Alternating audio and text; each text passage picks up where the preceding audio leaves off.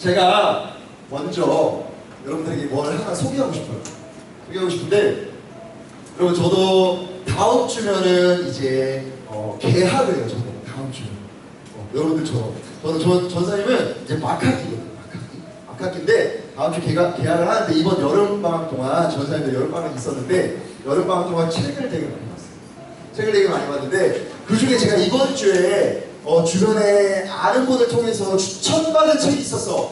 추천받은 책이 있었는데 그 책 중에 너무 엄청난 깨달음을 주었던 질문과 답이 하나 있어가지고 여러분들에게 좀 하나 소개하고 싶어요. 제가 철학책을 한번 읽게 됐는데, 철학책. 근데 어떤 질문과 답이었냐면, 여러분 인생을 살아가면서 지혜로운 사람들의 특징이 있다, 이렇게 먼저 이야기를 해요. 인생을 살아가면서 지혜로운 사람들의 특징이 있는데 그게 무엇이냐는 질문이었어요. 지혜 있는 사람들의 특징이 있는데 그게 무엇이냐. 여러분들에게 한번 똑같이 한번 질문을 해볼게요. 질문이 좀 어려울 수 있는데 그래도 그냥 생각나는 대로 한번 이야기를 해봤으면 좋겠습니다. 친구들이 생각하기에 지혜롭다, 현명하다 라고 하는 사람들의 특징이 있다고 한다면 어떤 모습이 있을 것 같아요? 어떤 모습이 있을 것 같아요? 똑똑해요? 똑똑해요. 또 똑똑하면 지혜로울 수 있죠. 괜찮지? 지혜로워요. 지혜로워. 그렇지. 근데 그 지혜로운 사람 특징이 있어요. 특징이 여러 가지가 쭉 나오는데, 한번 그냥, 여러분 이거 정답이 없어요. 내가 생각하는 지혜로움이 다 다를 수 있잖아요. 한번 그냥 편하게 이야기를 해봐요. 뭐가 있을까? 예승이 한번 얘기해볼까? 지혜로운 사람 특징 뭐가 있을까? 자, 웃지마. 대답을 좀 해봐. 자, 승민이 뭐가 있을까? 주혜리 한 번 더. 계획을 짜요. 계획적인 사람. 지혜로울 수 있죠. 또 뭐가 있을까? 지혜로운 사람들의 특징. 하나님을 잘 믿어요. 하나님을 잘 믿어요. 좋습니다. 또 믿음이 있는 데다 고마워요. 또 뭐가 있을까? 지혜로운 사람의 특징. 없어요 이제? 없어요? 자, 마지막으로 얘기해봐. 믿음이 강해요. 좋습니다. 좋아요. 너무 좋아요. 자, 여러분 다 다양할 수 있어요. 지혜로운 사람으로 생각하는 그 기준이 다 다를 수 있지만, 그 책에서 뭐라고 하냐면, 여러분 잘 들어봐요. 책에서 지혜로운 사람들의 특징은 무엇이 있다, 이렇게 철학책, 되게 유명하신 책이에요. 이렇게 있는데 그 중에 제 마음에 되게 깊은 깨달음을 주었던 한 문장이 있었어요. 그게 뭐였냐면, 잘 들어봐줘요. 기억해야 하는 건, 살아가면서 기억해야 하는 건 절대 잊어버리지 않고 꽉 붙잡고, 정작 잊어버려야 하는 거는 과감히 버리는 사람이 지혜로운 사람들의 대표적인 특징입니다. 다시, 인생을 살아가면서 꼭 기억해야 하는 거 꽉 붙잡고 정작 잊어버려야 하는 거 과감히 버릴 줄 아는 사람, 잊어버릴 줄 아는 사람이 되게 지혜로운 사람의 너무 도드라지는 특징입니다. 제가 이걸 보는데, 이걸 읽는데, 나는 지혜로운 사람은 아닌 것 같다는 생각이 들었어요. 왜냐하면 전사님은 오히려 반대로 잊어버려야 하는 건, 쓸데없는 거는 잘 기억하고 꼭 기억해야 하는 거는 잊어버리는 그런 제 모습이었던 것 같아요. 그래서 나는 지혜로운 사람은 아닌 것 같다라고 이제 저를 좀 돌아보게 되는데, 여러분 그렇대요. 제가 이 문장을 생각하다가 이스라엘 백성들이 딱 떠오르는 거예요. 기억해야 하는 건 꽉 붙잡고 잊어버려야 하는 건 과감히 버리는 사람이 지혜로운 사람인데, 제가 이 문장을 기억하는데 이스라엘 백성들이 딱 생각났어요. 우리가 여러분 에스겔 지난주까지 하나님의 진노, 하나님의 심판을 받는 이스라엘 백성들을 저와 여러분들이 몇 주 동안 계속 보았잖아요. 그런데 여러분, 이스라엘이 왜 이렇게까지 변했죠? 무엇 때문에 이렇게까지 변했죠? 가장 큰 이유가 뭐였죠? 죄. 여러분, 죄일 수 있지만 꼭 기억해야 하는 하나님 말씀은, 그 기준은 잊어버립니다. 기억해야 하는 하나님의 말씀과 기준은 잊어버리고, 정작 잊어버려야 하는, 과감히 버려야 하는 세상적인 가치와 기준, 그 죄된 모습들을 더 잘 기억하고 더 사랑하며 살아갔기 때문에 때로는 하나님께서 벌을 내리셔서라도 돌아오기를 원하시는 하나님의 심판이었죠. 그 하나님의 마음을 우리가 몇 주 동안 보았죠. 그런데도 이스라엘이 돌아왔습니까? 돌아오지 않았습니까? 돌아왔습니까? 않았습니까? 돌아오지 않았습니다. 한 사람, 우리 저번주에 봤죠? 한 명도 없다. 한 사람도 없었다. 이런 경고와 심판의 메시지를 들음에도 불구하고 한 사람도 하나님의 경고의 메시지에 반응하지 않았어요. 그래서 결국 하나님께 택함 받았던 놀라운 축복을 받았던 그 이스라엘이었지만, 이스라엘 백성들이었지만, 민족이었지만 멸망, 그 나라가 멸망을 하게 되었습니다. 그게 언제였죠? 주전 586년. 이스라엘이라는 나라는 완전히 멸망하게 되었습니다. 그게 우리가 저번주에 봤죠. 그래서 여러분들에게 가장 먼저 이야기하고 싶었던 첫 번째는 인생을 살아가면서 꼭 기억해야 하는 하나님의 말씀은 여러분들이 꼭 붙잡았으면 좋겠어요. 인생을 살아가면서 지혜로운 자처럼, 아까 이야기했던 지혜로운 자처럼 꼭 기억해야 하는 하나님의 말씀을 꼭 붙잡고 과감히 버려야 하는 수많은 이 세상을 살아가는 그 수많은 가치와 세상적인 기준은 과감히 버리는 지혜 있는 자들이 여러분들에게 간절히 축복합니다. 간절히 축복합니다. 자, 여러분, 오늘은 스가랴 5장 말씀, 오늘 이제 스가랴에 본격적으로 들어가보도록 할게요. 먼저 여러분들에게 말씀에 깊이 들어가기 전에 질문을 하나 해보겠습니다. 질문을 하나 해보자면, 여러분 혹시 스가랴라는 말씀을 평소에 읽었거나 들어본 적 있나요? 지금 처음이에요? 오케이, 좋아요. 여러분 이런 너무 반응 좋습니다. 혹시 그럼 스가랴에 대해서 아는 게 있는 친구, 스가랴 선지자에 대해서 아는 게 있는 친구, 이름은 알아요? 또 아는 게 있는 친구. 그 어묵에서 나왔는데. 어묵이서 그렇지. 지금 스가랴 퍼뜨니까 어묵에서 나오겠지. 자, 맞아요, 맞습니다, 여러분.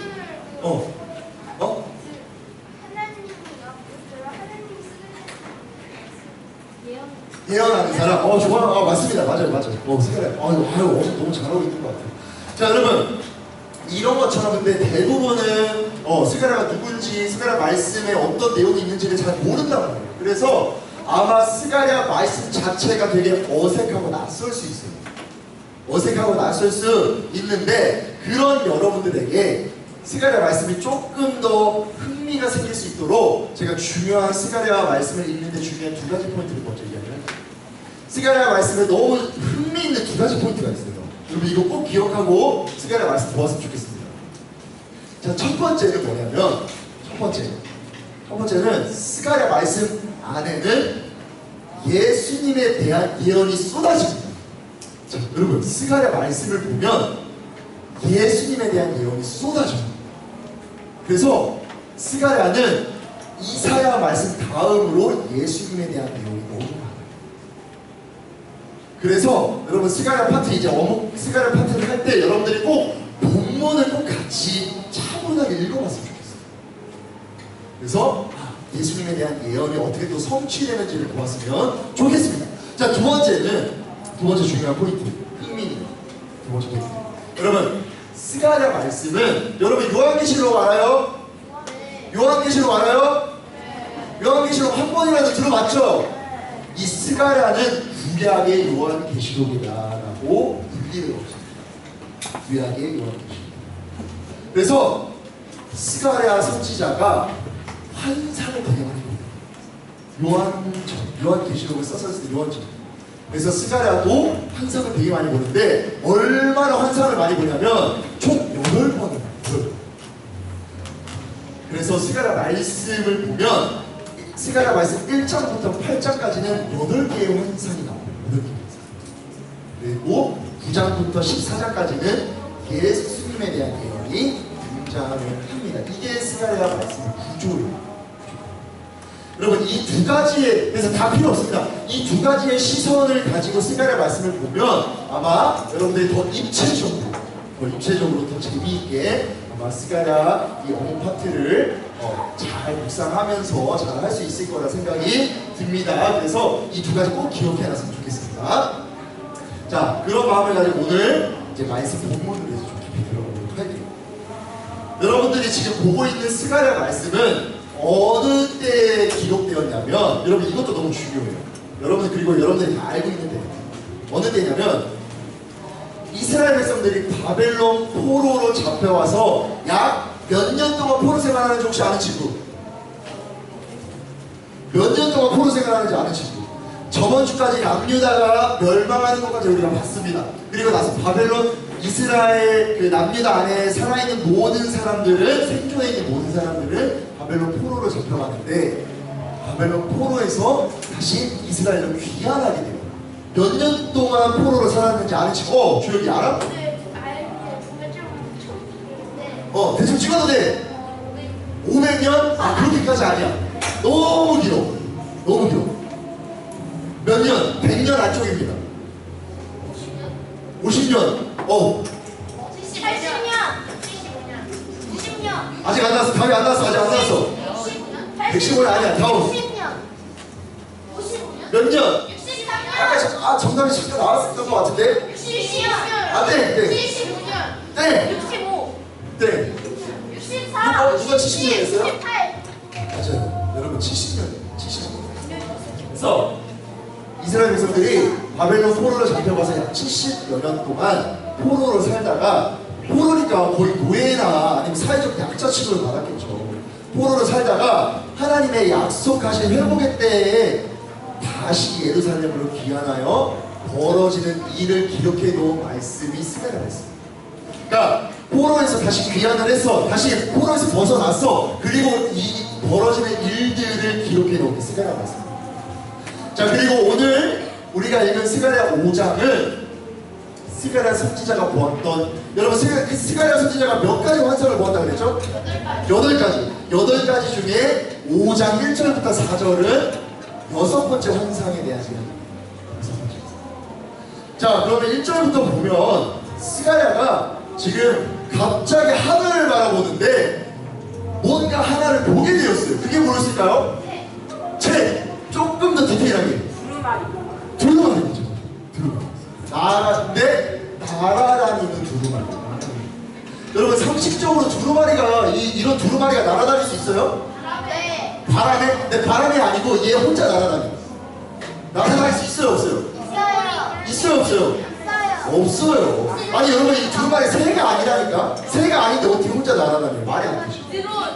그런데 스가랴가 지금 보고 있는 것, 두루마리가 가만히 있지 않고, 원래 가만히 있어야 일반적인 건데 가만히 있지 않고 막 하늘을 날아다니는 모습을 스가랴 선지자가 보고 있는 거예요.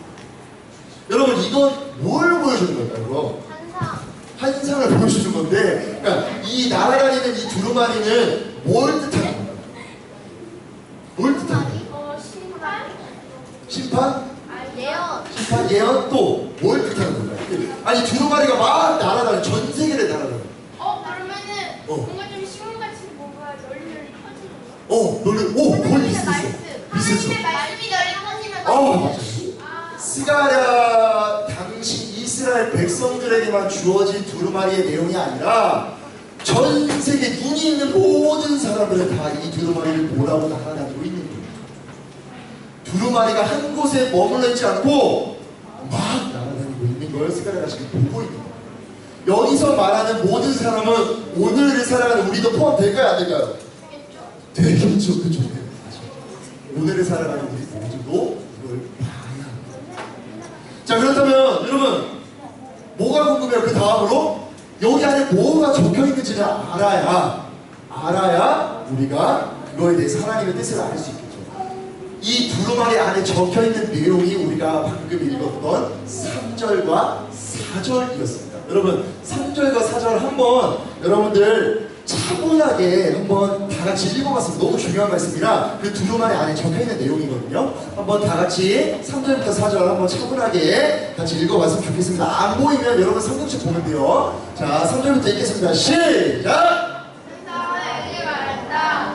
이것은 온당 위에 내리셨다. 한쪽에는 모든 저주들이 얻어진다고 쓰여있고 다른 쪽에는 거짓 맹세를 하는 사람들이 다 얻어진다고 쓰여있다. 왕국의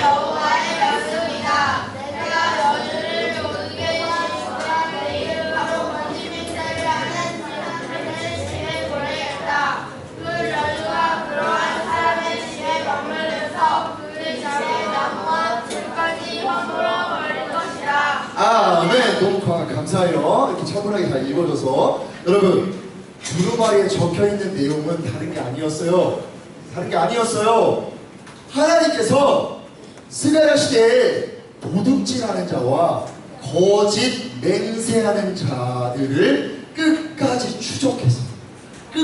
추격해서 다 없애버리겠다라는 내용이 담겨져 있습니다. 그런데 여러분, 여기서 우리가 하나 착각해서는 안 되는 게, 두루마리에 적혀있는 도둑질, 거짓 맹세, 나는 그런 죄는 안 지은 것 같은데, 나는 그 정도까지 죄는 아닌 것 같은데 라고 생각할 수 있지만, 여러분, 이 두 가지의 죄가 상징하는 게 있어요. 도둑질하고 거짓 맹세하는 이 두 가지, 이게 10계명에 나오는 3계명과 8계명인데, 이 두 가지 죄가 상징하고 의미하고 있는 건 죄된 본성을 따라 살아가는 모든 모습들을 다 함축해서 말하고 있는 거예요. 죄된 본성으로 도둑질하고 죄된 본성으로 거짓 맹세하는 그런 모든 모습을 상징하고 있는 그 두 가지 죄를 이야기하는 거예요. 그래서 나는 도둑질 안 했는데, 거짓 맹세 안 했는데, 이게 아니고 그러한 죄된 본성을 가지고 있는 모든 사람을 상징적으로 두 가지 죄로 다 이야기를 하고 있는 겁니다. 여러분, 지금 스가랴 시대는 어떤 시대가 됐죠? 바벨론 포로 귀환 이후에 다시 하나님께서 이스라엘을 회복시키시겠다는 그 약속의 말씀을 이루어 가시려고, 다시 이스라엘 내가 재건하겠다라고 주셨던 그 말씀을 이루어 가시려고 무너졌던 성전을 다시 짓고 예루살렘을 회복시키려고 하는 그런 상황이었어요. 그렇게 하나님은 이스라엘을 다시 회복시킬 준비가 다 되셨는데, 정작 더 간절하게 그 약속의 말씀을 붙들고 거룩을 지키며 살아가야 할 그 이스라엘 백성들이 준비가 됐어요, 안 됐어요? 됐어요, 안 됐어요? 안 됐던 거예요. 하나님은 준비가 됐는데 이스라엘 백성들이 준비가 안 됐던 거예요. 여러분, 오늘 말씀을 보면 이스라엘이 달라진 게 있나요, 없나요? 우리가 저번 주까지 보았던 부패하고 타락하고 배반했던 그 이스라엘의 그 모습이 달라진 게 있어요, 없어요? 없어요. 나라가 멸망했고요. 70년 동안 포로로 살아가면서 온갖 고생이나 다 했어요. 고생을 해도 바뀌지가 않아요. 죄된 본성을 따라가는 그 모습 자체가 바뀌지 않는 거예요. 심지어 우리가 보지 않고 넘어왔던 스가랴 1장 4절 있거든요. 1장 4절에 보면 포로에서 귀환한 이스라엘 백성들에게 이렇게까지 경고를 해요. 뭐라고 경고를 하냐면, 절대 너희 조상처럼 살지 마. 절대 너희 조상처럼 살면 안 돼. 제발 악한 길을 떠나 하나님의 말씀을 기억해야 한다라고 스가랴가 먼저 경고를 합니다. 그런데 말씀대로 살아갑니까? 못 살아갑니까? 살아가요? 못 살아가요? 못 살아가요. 계속 넘어지는 거예요, 이스라엘 백성들이. 여러분, 이게 우리입니다. 이게 저와 여러분들의 모습이에요.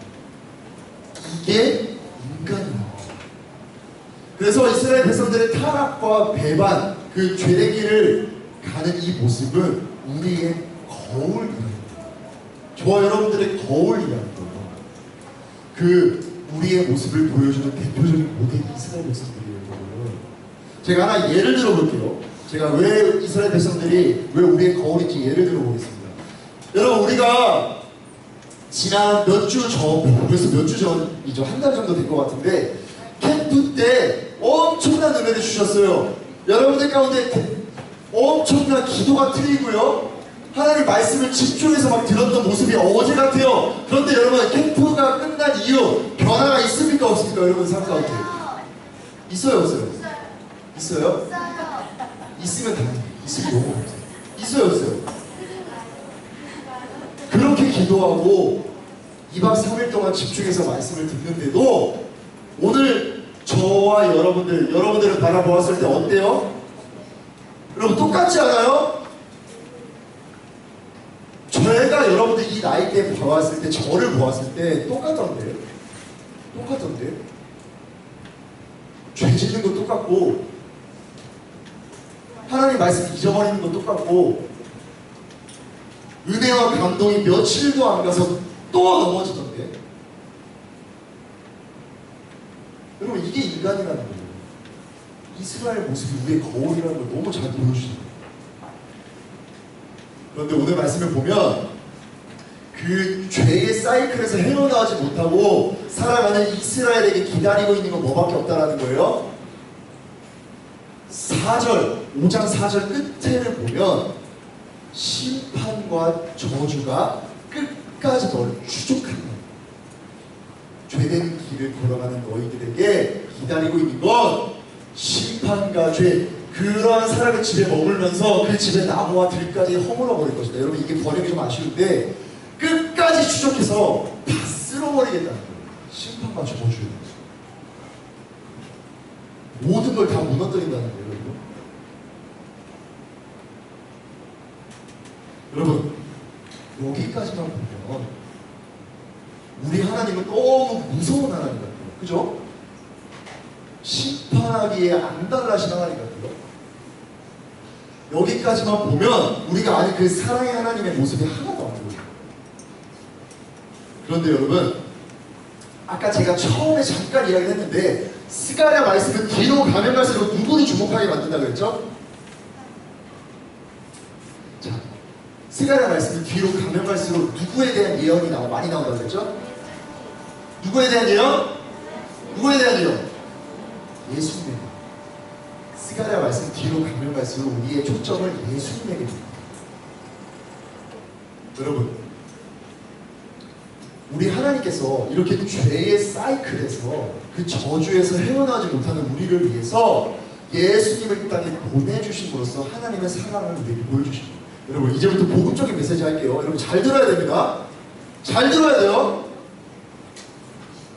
여러분, 하나님께서 지금까지 우리가 보던 모습은 에스겔까지 저번 주에 봤고 오늘까지 보는 모습은 심판의 하나님이에요. 죄를 물으시는 하나님이에요. 그런데 어떻게 하나님은 사랑이라고 말씀하실 수 있는 거죠? 이 땅에 누굴 보내주셨기 때문에? 누굴 보내주셨기 때문에?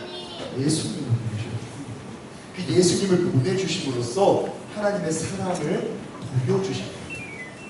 여기서 질문. 여러분, 이제 너무 중요한 질문 하나 합니다. 여러분, 우리 예수님이 이 땅에 오신 이유가 뭐였을까요? 예수님이 이 땅에 오신 이유가 뭐예요? 일단 한 번씩 제가 계속 간간히 이야기를 했었습니다. 여러분, 예수님이 이 땅에 오신 이유가 뭐예요? 기적을 베풀어 오셨나요? 구원하시라. 그걸 조금 더 넓게 보면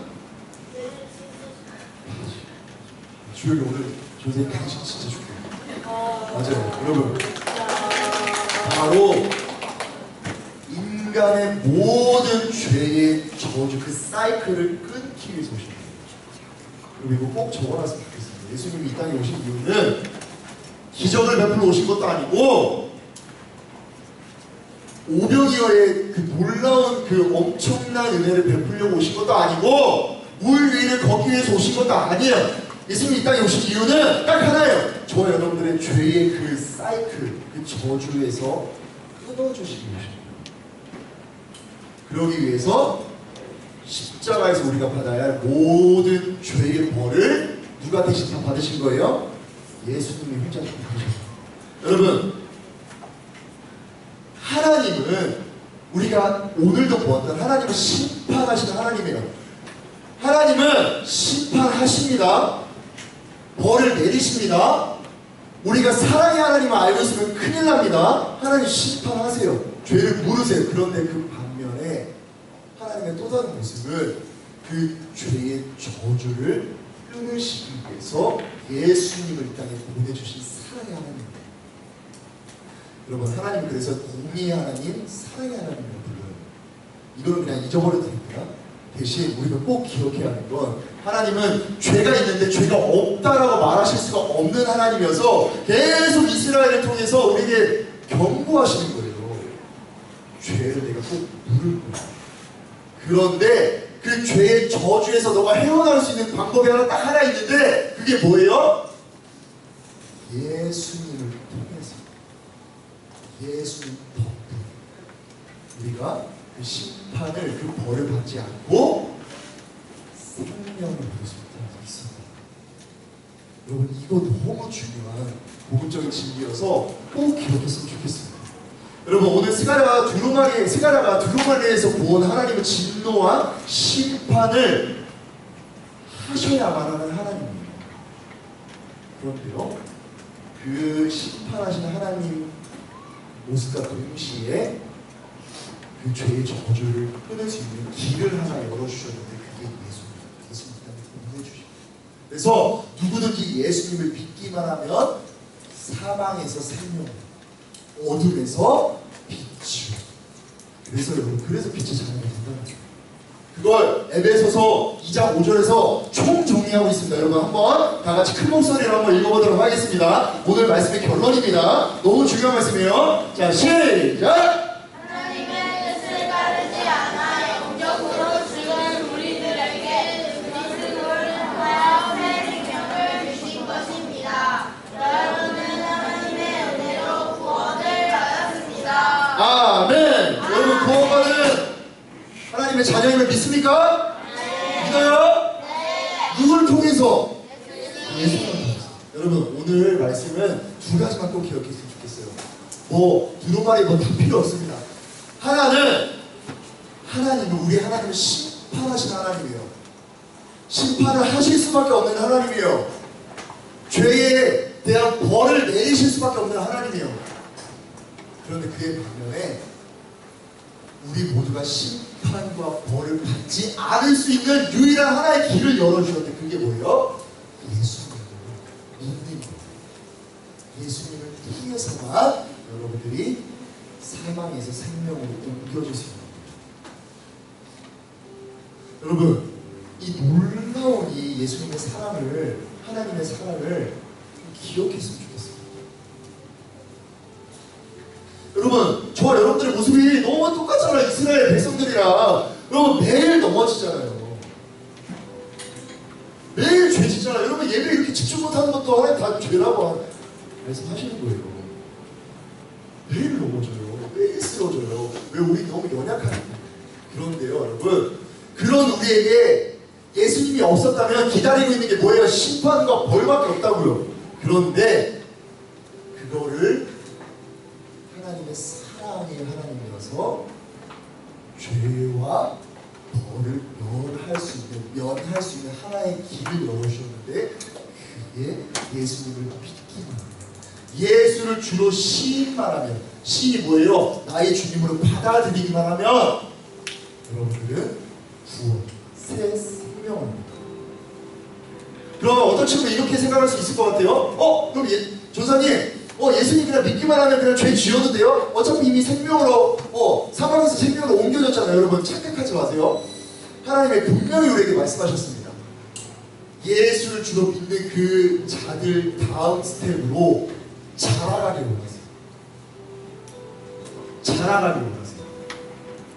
어제보다 더 나은 오늘의 모습, 오늘보다 더 나은 내일의 모습.